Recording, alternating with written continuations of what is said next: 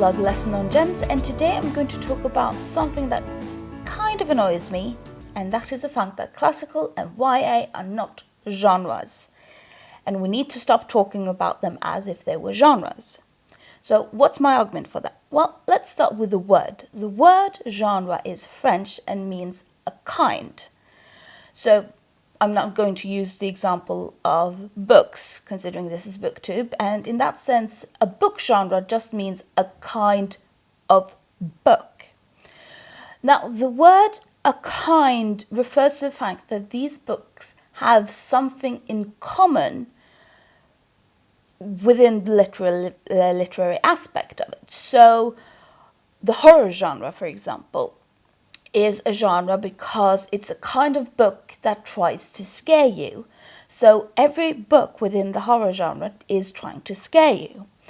Or you can have literary aspects, for example, within naturalism. Now, naturalism as a genre are books with long, realistic depictions, which tries to use these descriptions to point to philosophical questions. So here you now see that these things have something in common. So why do I then say that classical and YA aren't genres? Well, let's talk about classical books and start there. So, The Bridge over the Drina, Sense and Sensibility, and Alice's Adventures in Wonderland and Through the Looking Glass are all established, accepted classics. All books that people would say, yeah, these are classical books. But what do these books actually have in common? I mean, this is a book about a girl travels to another world. Sense and Sensibility is a social critique about class system, and The Bridge over the Drina is an historical chronicle that depicts the life over a certain place over the time span of 350 years. This is geared towards children. Sense and Sensibility is geared towards young adults, and The Bridge over the Drina is geared towards adults. When I say that a book is a kind of, that you have something in common, it also means that when you know a book's genre, it tells you something about the book. You know what you're going to get. So if you're going to pick up a horror book, you know that you're going to get a book that is trying to scare you. And it also says something about that if you, for example, like horror books, so if you like books that are trying to scare you, for example, Dracula, you most likely will enjoy books within the same genre, for example, Carmilla or Frankenstein. If you haven't heard about the book, The Bridge over the Drina, hearing the word classical, what does that tell you about this book? About the literary style, about what it tries to do or invoke in you as a reader? Absolutely nothing. What does Sense and Sensibility and The Bridge over the Drina have in common to actually point to the fact that maybe you as a reader, if you like one, will enjoy the other? Very little. There is no guarantee that you are going to enjoy Sense and Sensibility if you enjoyed The Bridge over the Drina, in the same sense that there is a higher probability that you will enjoy Carmilla if you enjoyed both Frankenstein and Dracula. The only aspect that these two books have in common is a practical one.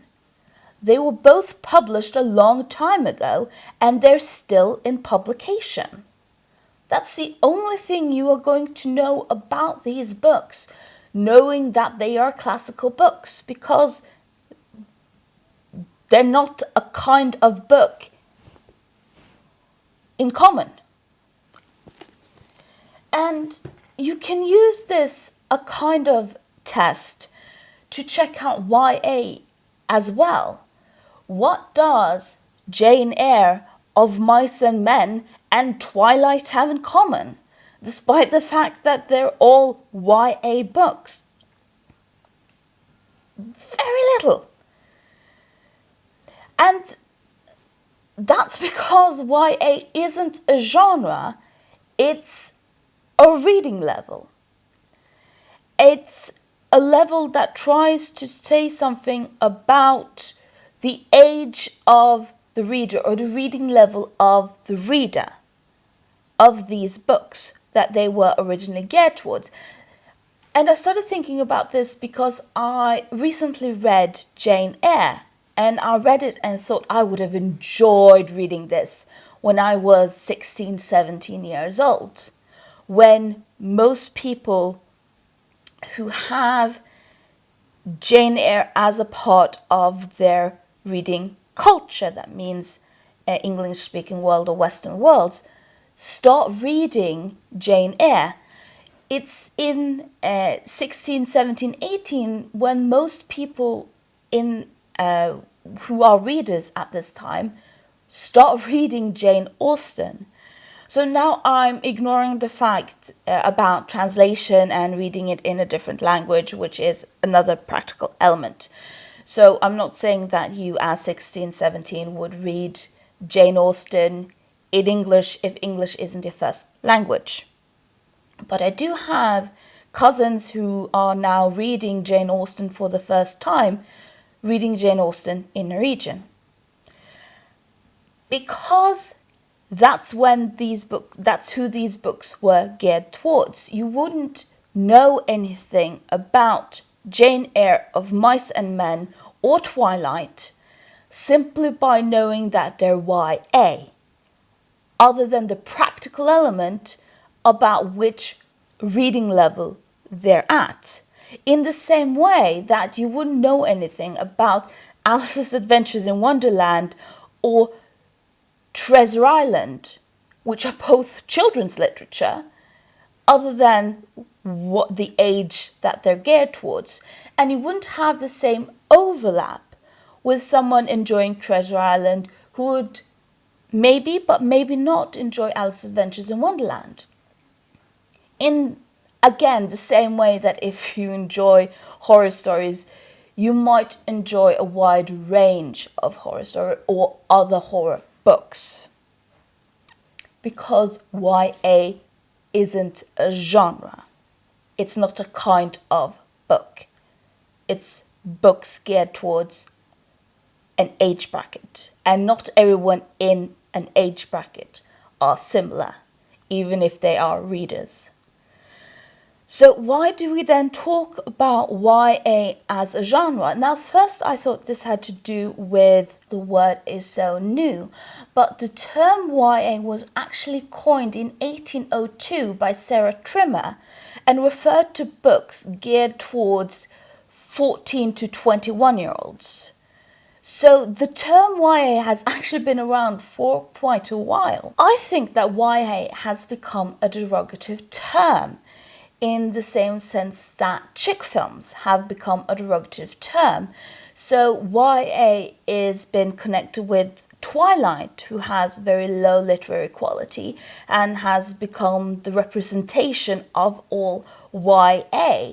And when you therefore say that something is YA, you mean it as being bad because you are connecting it with Twilight. So Jane Austen and Jane Eyre can't be YA because these are good books with good literary qualities, in the same sense that people don't want to say that When Harry Met Sally is a chick film because it's a good film with good film qualities. And I think we need to actually change this and use these terms correctly, because the reality is that Jane Austen and Jane Eyre are good, have a lot of literary qualities, regardless of if you personally like them or not. But they're also YA, because they're geared towards a certain age bracket. So I can personally say that I do not read YA because I have gone above that age bracket. But that does not mean that all YA is bad. In the same sense that just because a book was published a long time ago doesn't mean it's good with good literary qualities. But what do you think? Leave your comments down below, and remember, it's better to be a witty fool than a foolish wit.